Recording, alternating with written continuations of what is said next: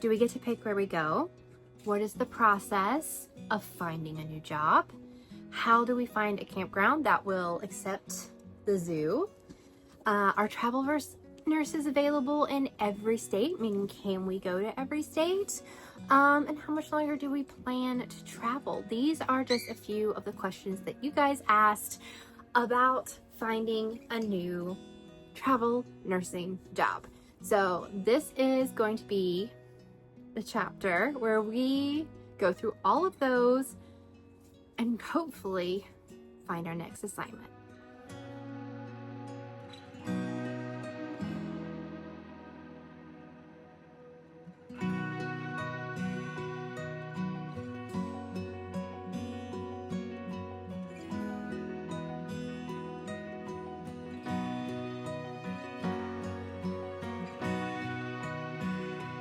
It is March 31st, 2025, and we are starting to look for our, I believe it's, hold on, I have it written down here, 18th assignment as travel nurse. So I say we, but really it's my husband who is the nurse, and we just come along with him. So I will have explained all of our travels and everything in chapter 1. So I'll link that video here. If you haven't watched that one yet, you may want to go back and kind of see how our journey started, learn more about us, and a few other things. I actually haven't filmed that yet, so I can't tell you exactly how it's going to be. But anyways, we are starting the process of finding the next assignment, and it has been something that you guys have really wanted to know the process of. And I don't know if the process is like this for every nurse or everything. Ours is kind of unique because we do travel as a family. We do go all across the United States, and we do travel with our animals in our fifth wheel. So it's going to be a little more complicated for us, and it has been for the last 11 years almost that we've been doing this. But again, to learn more about the 11 years, check out that previous chapter 1 of this vlog series. Also, I'm making bread, so in the background you may hear that. You may also hear this dog licking the other dog's ear, which is very annoying. Go lay down. Yeah, so we are going to just kind of go through the process. We are starting to look for the job. Typically,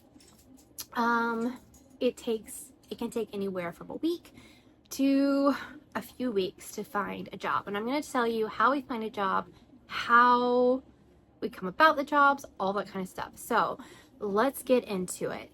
The process of finding the job. And I guess first, actually, my notes were messed up. Let's go to how it works and explain all of the ins and outs of travel nursing. So for those who don't know, a travel nurse is someone who is contracted to a hospital for a lack of staff that they have. It could be that their staff is just not up to par right now. They might not have enough nurses in that area. They could have nurses that are out on maternity leave, like a whole bunch at one time, and they need to supplement that time where the nurses are going to be off. It could be that this is a really busy season for them. And also it depends on the specialty of the nurse. So my husband is a NICU nurse, which means that he works with the little teeny babies who are born premature and need help in those first few days of life. So there are a lot of other jobs like ER nurses, ICU nurses, and things like that that are probably in more demand than NICU nurses, but we also do get a lot of job opportunities with that specialty. I believe basically every type of nurse can be a travel nurse.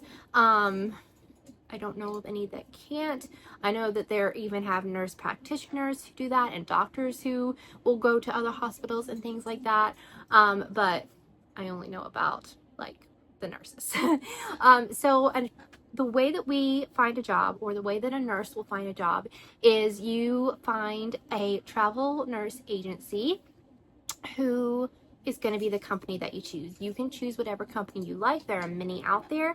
I'm choosing not to name our specific company just for privacy reasons, but we have worked with multiple agencies in the past, so you can switch agencies whenever you want to, as long as you're not in the middle of a contract. I'll talk about that in a minute, but you get to pick. And when you pick your travel nurse company, you will get a recruiter, and this is the person who is going to communicate with you, who's going to get all of your information, like your past jobs, make sure your vaccinations are up to date, and communicate, basically the middleman between you and the hospital. And the travel nurse company is the one that actually pays you, so they do a contract with the hospital pays them, they pay you, type of thing. And it can vary from agency to agency on what hospitals they work with. Some companies have specific contracts with certain hospitals, and other hospitals will work with any agency, but others are specific. It can get complicated, but for the most part, they're a wide variety of hospitals to work with. So let me see, what was next? It's a lot to explain to someone who's never lived it, because to me it's just like the back of my hand. I kind of have learned over the years and know it, so it's hard to kind of keep track of what I'm trying to explain. Let's back up just a minute before we talk about finding a job and talk about nursing license. So in order to be a nurse in the United States, at least, you have to have your license, and you will get this from the state that you graduated from typically, or I guess it would be the state you graduated from or the state you live in if you live out of that state. I don't know. We were in Virginia, and Brian got his license through Virginia where he graduated. So nursing license, you have to renew every 2 years. And basically it just means you have to pay the government to keep a job. That's basically what it is. It's kind of stupid, kind of annoying. And it also doesn't go countrywide. So we have this thing called a compact license, which I think there's like 40 some states, or close to 40 states, that have a compact license, and that Virginia is one of those. So if you have a license in Virginia, you can work in any of the other compact states without having to get a special license. If you want to get a job in one of those states that requires you to have their license, like California, Nevada, I believe Oregon, Washington State used to be that, but now they're compact. You have to apply and pay for their license on top of your compact license. And if you want to keep that license up to date, like how we travel a whole bunch, then if you want to do that, you're going to have to pay every 2 years in addition to your compact license as well. I think they're trying to go to a nationwide license, which to me would make a lot more sense. But I don't know when that would happen. There has been quite a few states who have recognized the compact license since we started, but they're still not all there.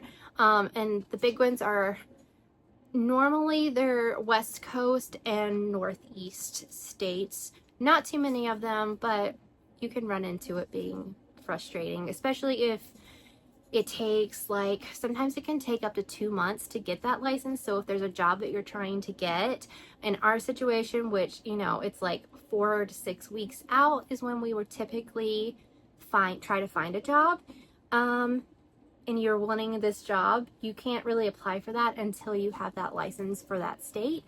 So that can complicate things and have you miss out on some jobs like that. Hopefully that made sense. It's kind of hard to explain, but in the gist, you have to have a license to work, just like you have to have a license to drive. But yes, okay, so finding a job.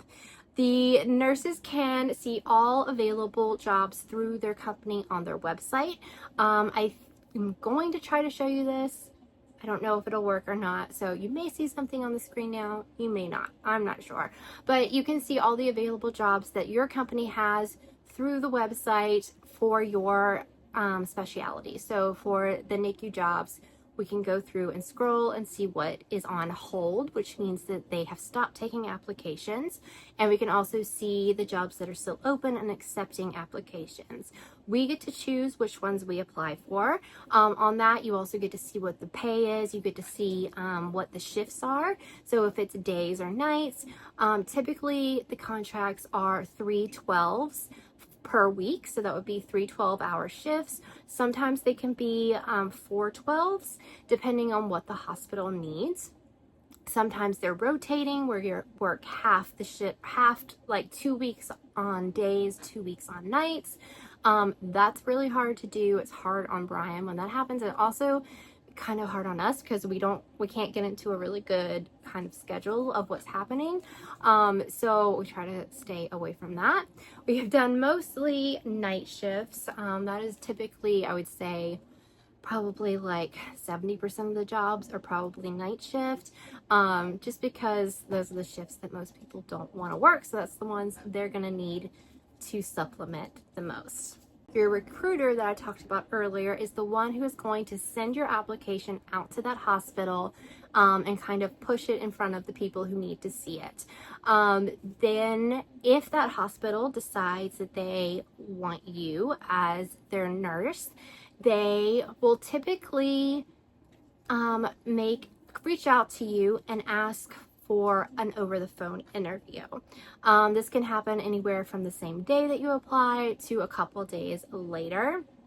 And sometimes they want to do a phone interview. Sometimes they just send you the job offer.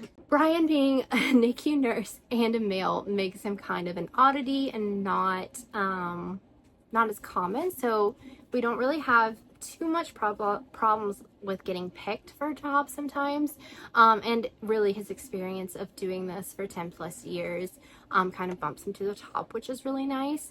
Typically, if you want to start travel nursing, you have to have worked staff in a hospital for 2 years. They just want the nurse to have that experience under their belt, to know what they're doing, because when you come in as a travel nurse, you don't have like a grace period, really. They train you like 1 or 2 days and then you're on your own. So you need to know what you're doing, and you need to be able to adapt and be efficient at your job.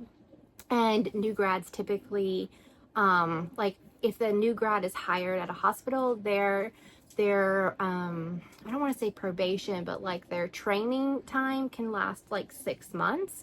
So if you're doing a job for 13 weeks, which is what a travel assignment typically is, that's way shorter than 6 months.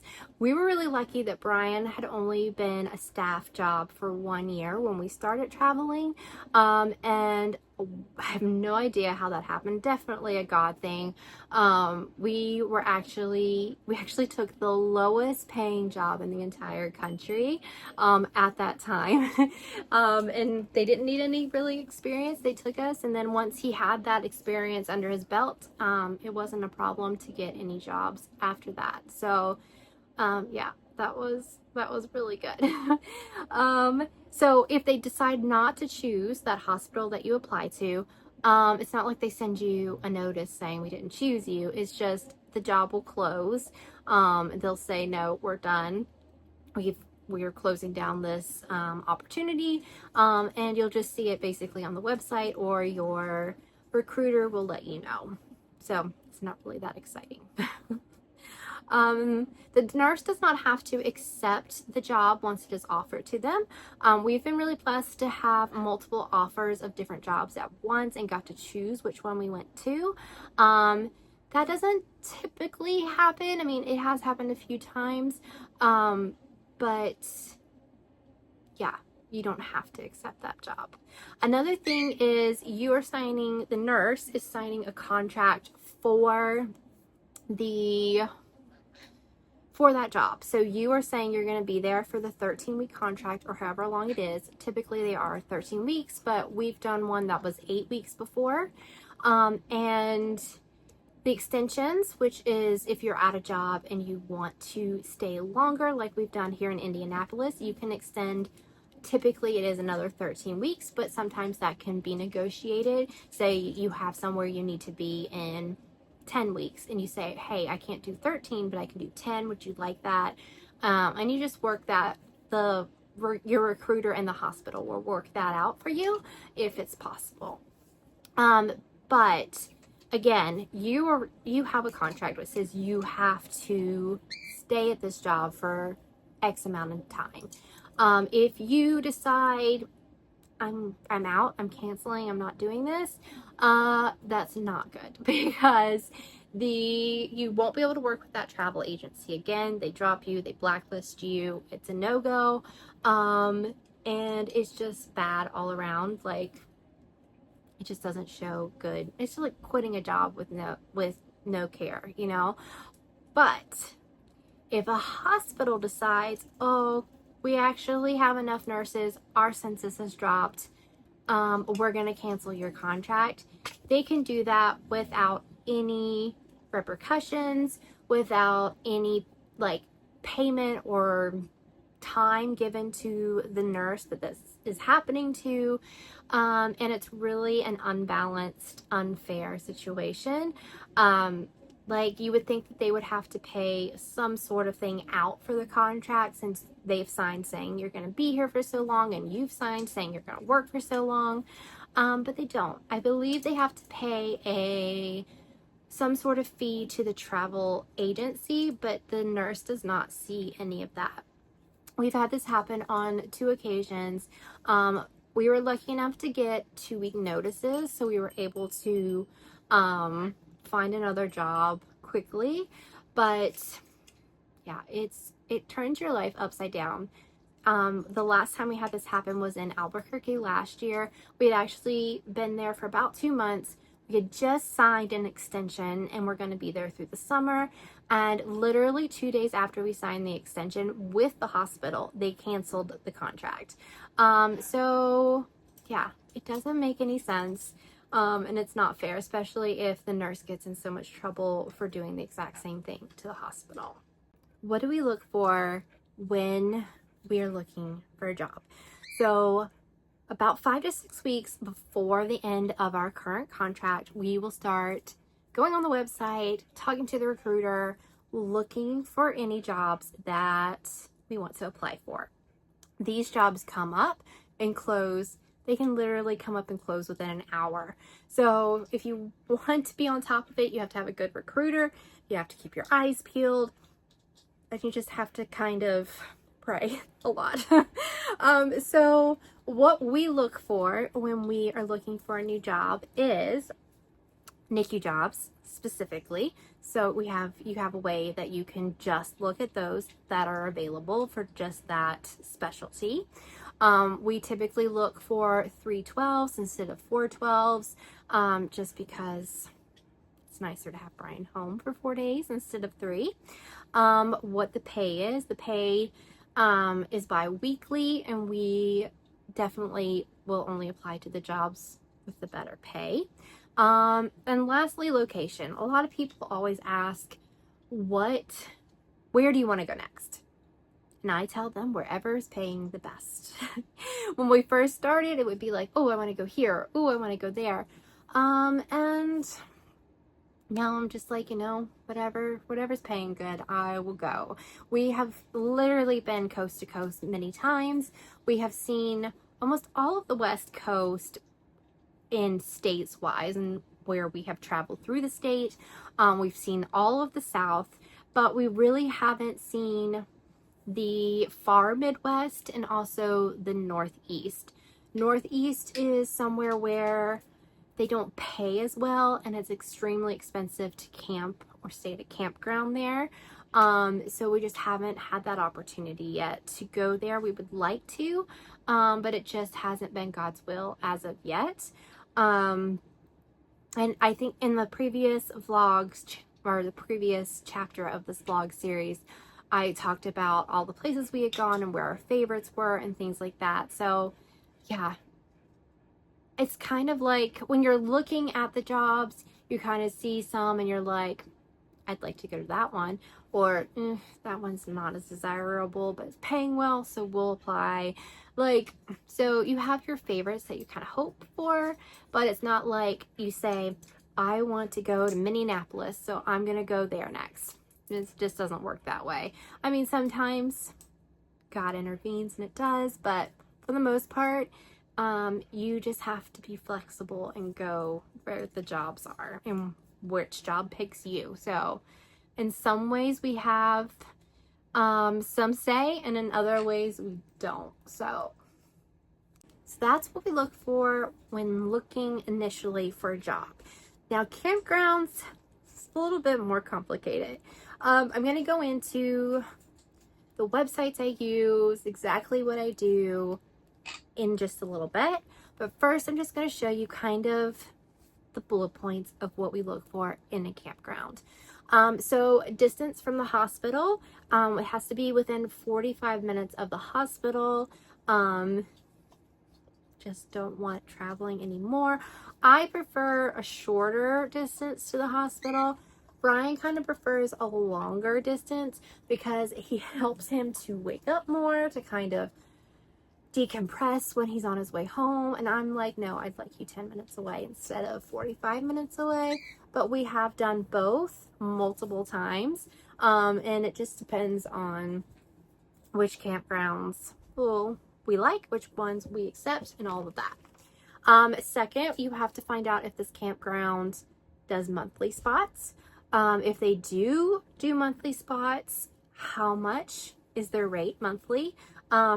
These rates are crazy. So we've had as little as $500 a month, and we've seen up to $2,000 plus a month. We have not paid that. The highest I think we paid was $15 a month. Yeah, it's ridiculous. It's really ridiculous because you're just literally parking somewhere.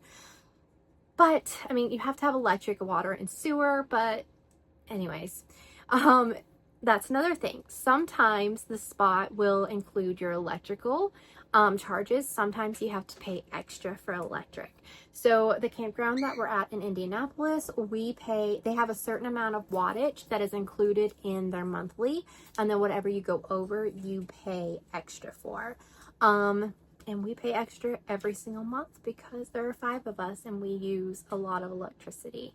I get that because some people will use no electricity and some people will use a lot. And I don't mind paying that extra as long as the rent pricing is not outrageous. Typically, trash, sewer, and water are all included underneath that umbrella monthly rate. We also have to find out what their pet policy is. There are a lot of campgrounds that only allow 2 pets. 2 dogs. So we only count the dogs. We don't mention that we have cats. We don't mention that we have birds. They don't see them. They don't need to know, right? But a lot of places have limitations on how many, have limitations on their weight, have limitations on breeds, all kinds of things. We have been told from campgrounds you will never find a campground that will allow you to have 5 dogs, and we have every single time. We've also found that people who allow you to have 5 dogs are typically, the campgrounds are nicer, the people are nicer, and they're not so stuck up your butt all the time. If that means anything. We've been to some campgrounds where they're just like, everything you do, they're nitpicky about, and that is just not a nice way to live. So we really have been very blessed to find the ones that we have, and they're way more laid back, and just people are really nice. So yeah, there's that. But it is doable. You just have to ask, man. The worst they can do is say no. So that's what we do. We also have a fence for the dogs outside.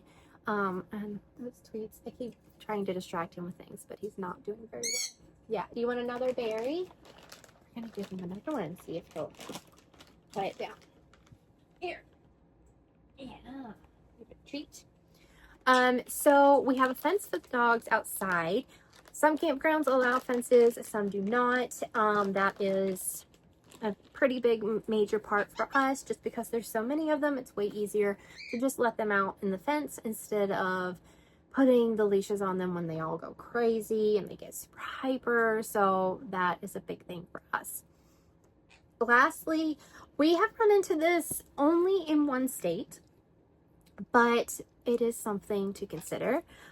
Child policies, and also like Florida and like Arizona, New Mexico, like places sometimes have where it's adults only, which I can understand. You know, we've also run into 55 plus, especially in Florida. And I totally get that. That's not a problem. But New Jersey is very strange in our talk through the bird outside the window.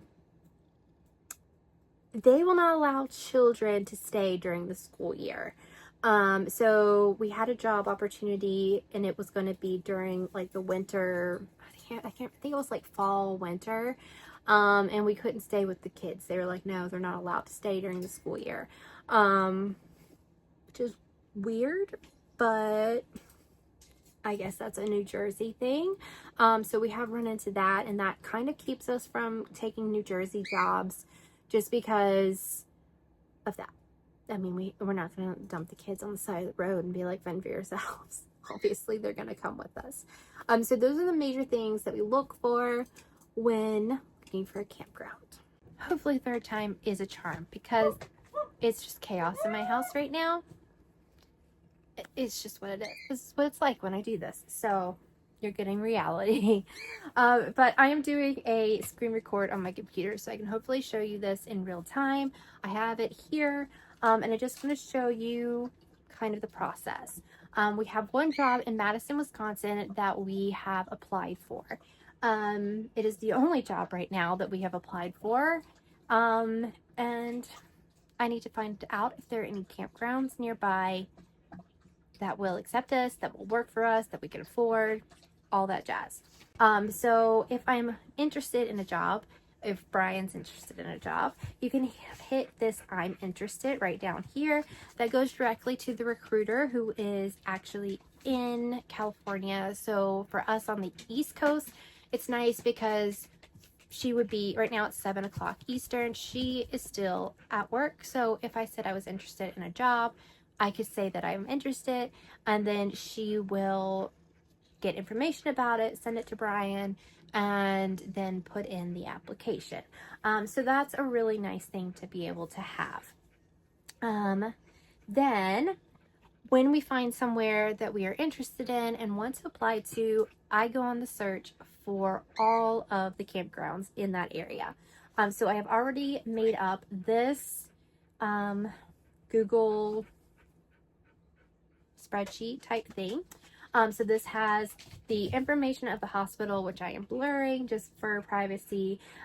So here you can see that I have a space for the campground, then a link for the website to that campground, the distance from the hospital, if I've emailed them and what date I emailed them, the price that they have monthly, if they have that on their website, if they have their dog policy on there, and also if they have any fence policy or information. And then I need to put this last one on here. We always, if I could type, we always look it up on Google Earth. Photos on the website can be deceiving. So these are photos that obviously the campground has put on their website. They want it to look good. They want to entice people to come, but they can be from 5 years ago. They can be from 10 years ago. Yeah. Google Earthing it is one thing that we always do to check out what the campground looks like recently, what is around the campground, what the area looks like. Does it look safe? Does it look nice? Do the campers look like they're right on top of each other and you have no space to breathe? All of these different types of things that you're going to see us go through in just a minute. So the way that I find campgrounds are several different ways. I used to use a website called Camper Diem or something like that. I don't know. But now they charge and have like a subscription that you have to have for it. So I try my best not to have to use that. Another one I use is Yelp. You can find tons of stuff on Yelp. I also use Apple Maps to find things, and then Google search sometimes. Brian will find things in different ways than I do, but these are like the 3 major ways that I find them currently. So the first thing I do is I go to Yelp and I put in the city, state that we are looking for, and then I just put campgrounds and do a search. And now we're going to go through and see the different campgrounds that they have on here. And you can see that they have the map over here with everything. And I believe that this first one is just probably like a county park. Is that what it said? So a county park will not work. A state park will not work for us. And that is because they typically have a 2-week limit of how long you can stay per year, or I think it's up to a month per year, but 2 weeks at a time. So that's not going to work when we have a 13-week contract. But this next one, Badgerland Campground. So we come on here. I really don't pay too close attention to the reviews.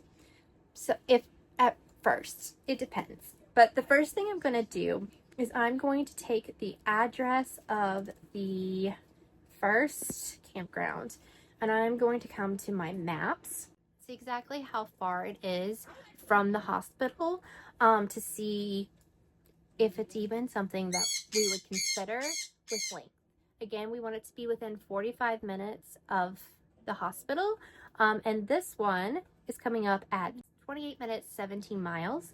So I am going to come over here, and first I'm going to do the distance. So I'm going to do 17 miles, and it was what? I don't even remember now, my brain, 28 minutes, which is not bad. I would say that's a really great one to start with. So this is called Badgerland Campground. I'm going to hit that link, go back over here, Badgerland Campground.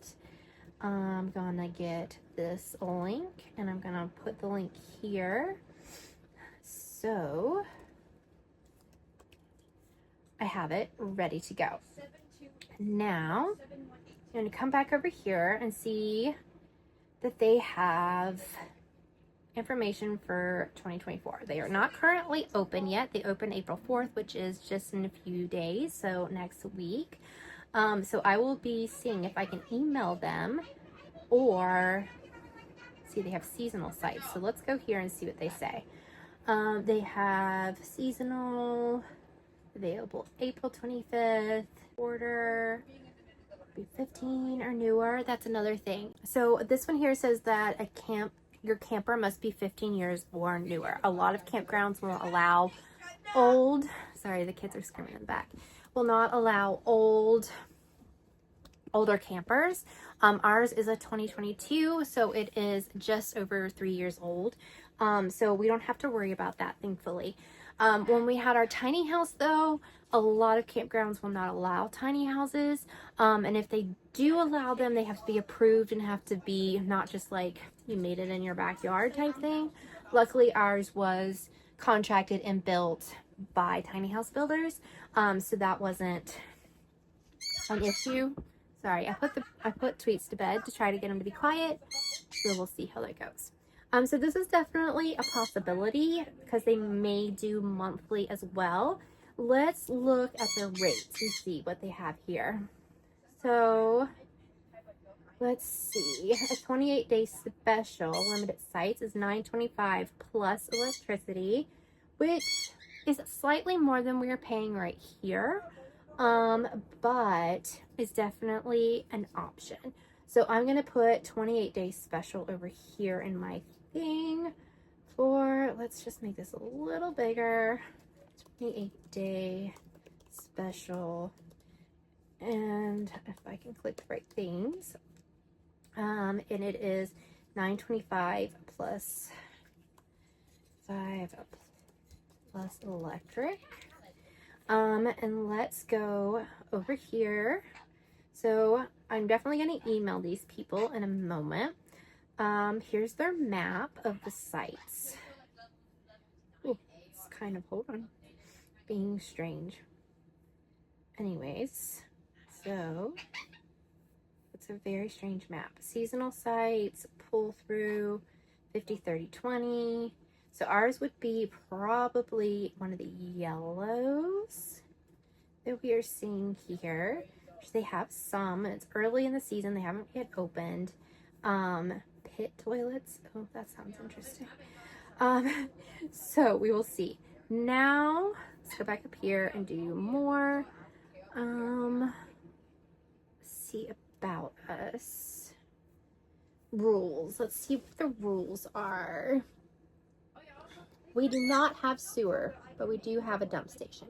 So that's going to be a no. Don't even have to look it up. We have to have sewer. This is a 43-foot fifth wheel, and our sewer gets full. So if you don't have a camper or have never camped before, we have holding tanks underneath, and one holds your black matter, which is the restroom, your toilet, and then we have two gray tanks, which one holds all of the water from the sink in the kitchen, the other holds all of the shower water and like sink water in the bathroom.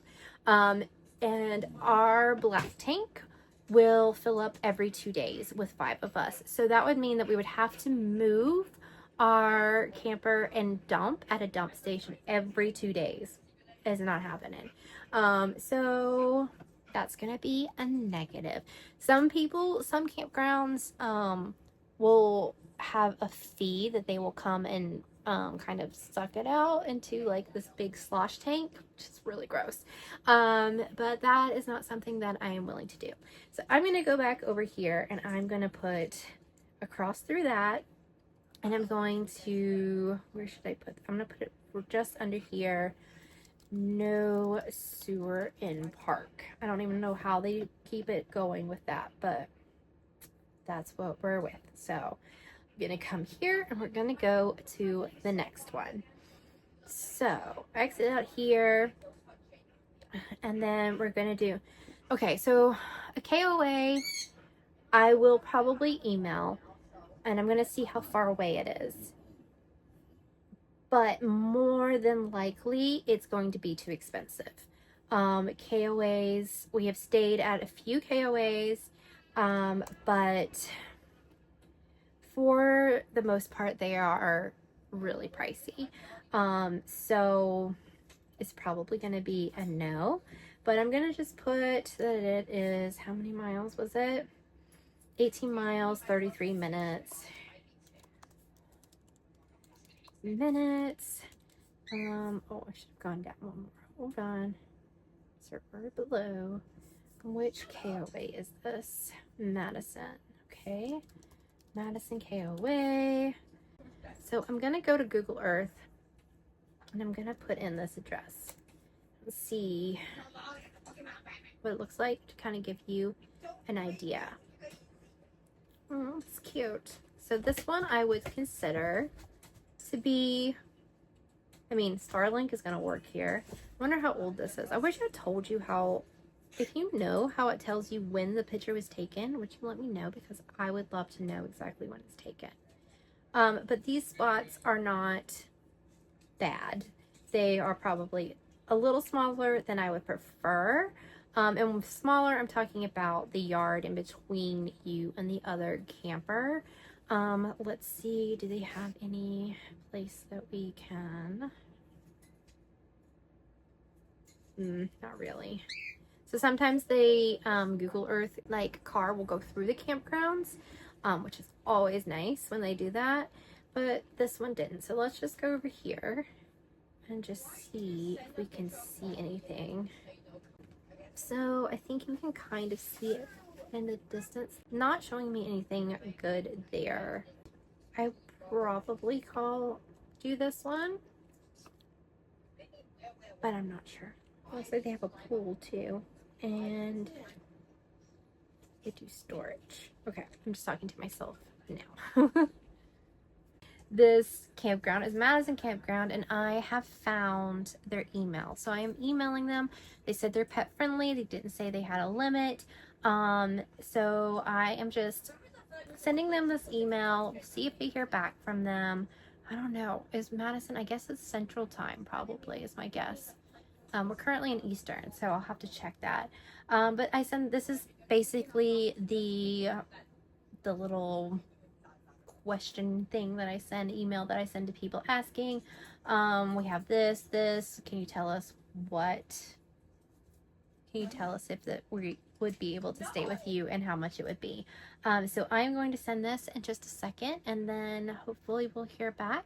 I'm going to keep going through and see how many others there are and how many more I can send and ask. See.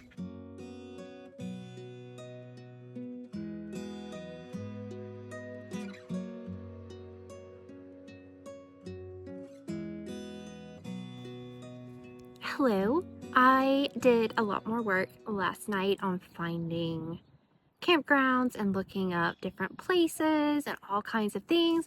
I ended up emailing about 8 different campgrounds.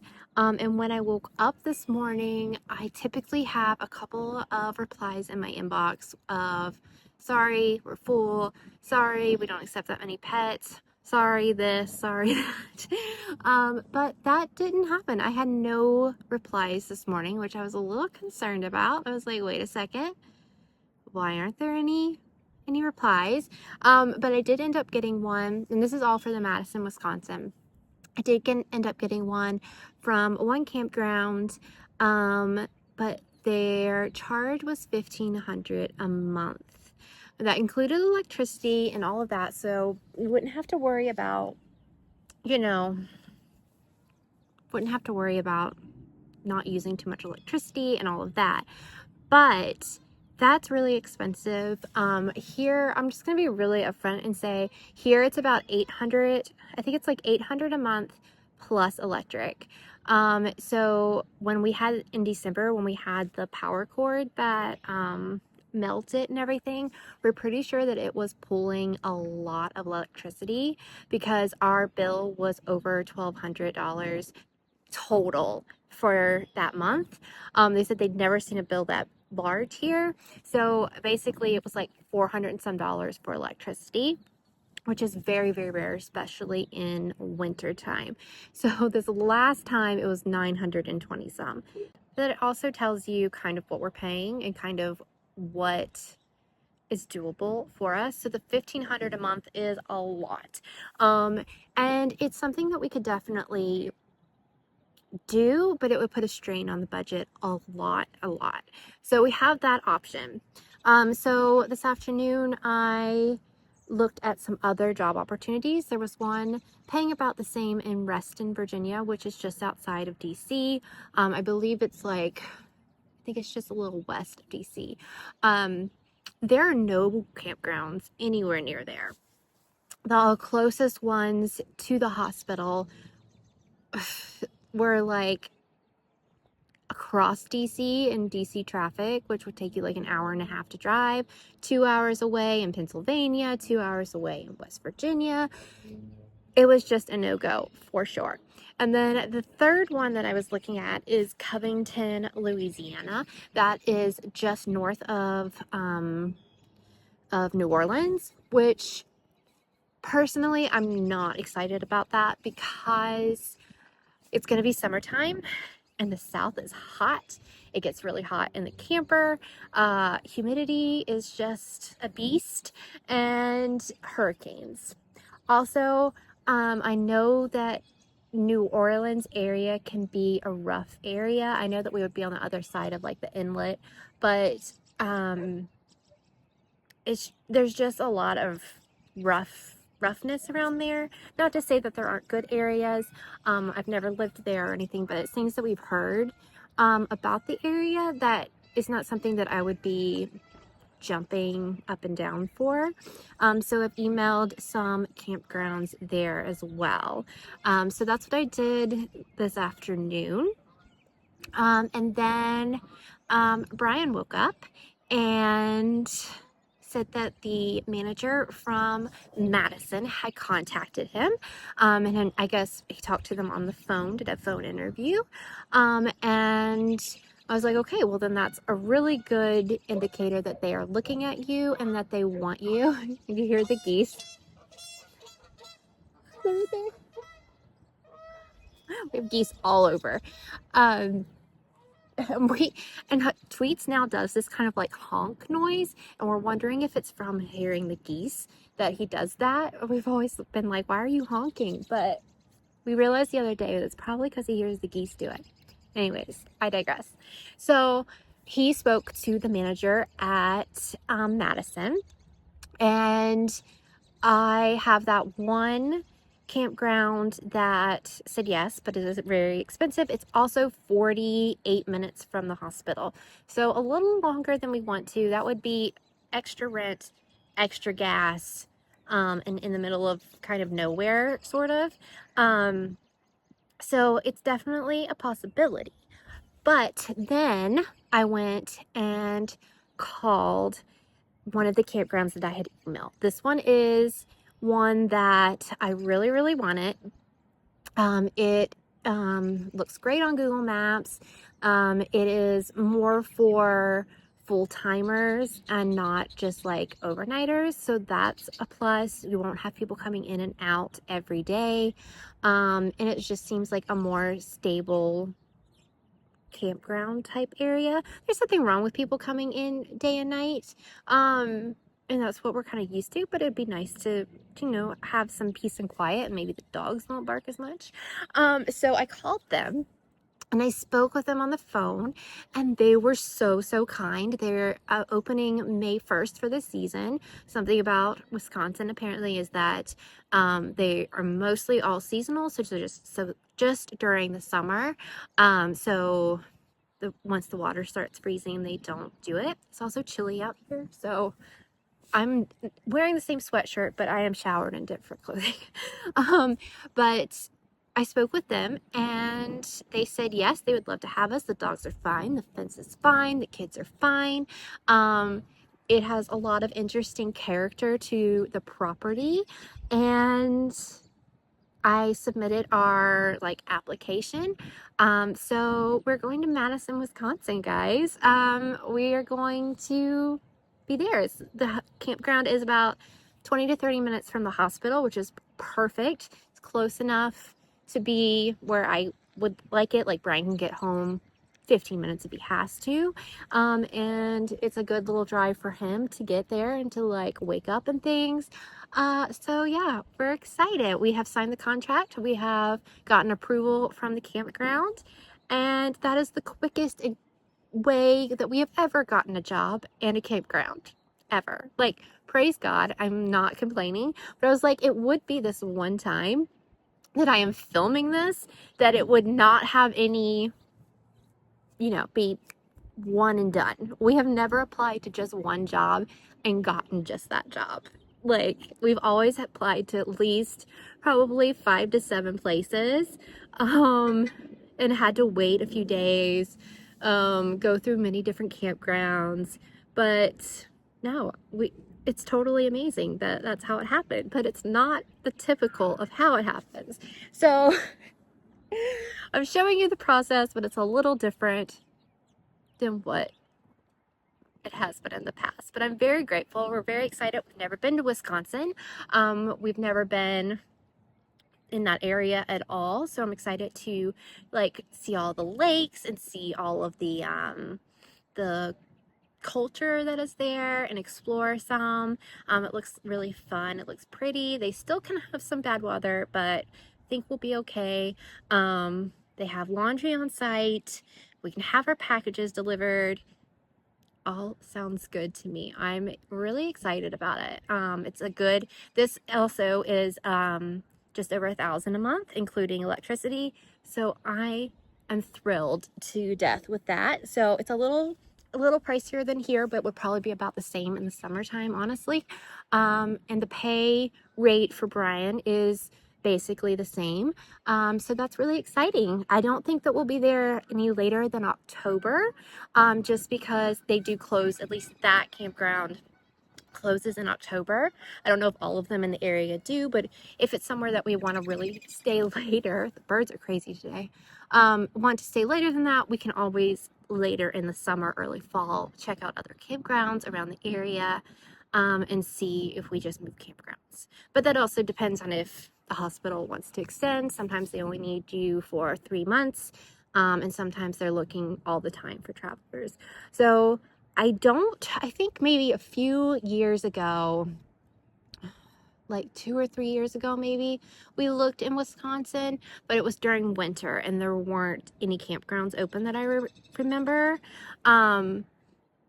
So I think that Madison stays open pretty much, but I'm not sure exactly. We have a month and 4 days from right now till we move. So yeah, I planned the trip. This is the first time with our new truck. This is not the truck. It normally parks right here though. Which is gasoline. Normally the trucks that we've had previously have all been diesel. So we've gone to truck stops, but now I have to find places that will have gasoline that we can also pull the camper through and it not be this huge ordeal. Luckily it's, I think, like 300 and some miles, so it's not very far. I also need to find out where the post office is, if they have a Hobby Lobby, all these different things, a new area to explore. So really kind of excited about this. I'm really thankful that God answered my prayers so diligently and led us to this location. And if you're in the area or you've been to the area and you know some good fabric shops, some good yarn shops, let me know. And if you're in the area, maybe we can meet up and get a cup of coffee and knit or crochet together. That would be really fun. So it's getting chilly and I have lots of sewing to do because I'm working on this Easter update. So I'm gonna go. Talk to you later.